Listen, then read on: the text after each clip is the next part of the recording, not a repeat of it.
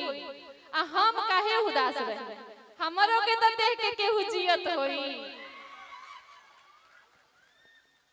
जे पूरे पूरे बहेला उहे नु प्यार है कि जे पूरे पूरे बहेला उहे नु प्यार है। आज मुसीबत में साथ देवे उहे नु सच्चा यार है।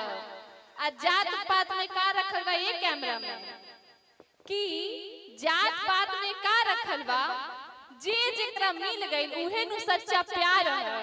चढ़ा दीजिएगा कैमरा में।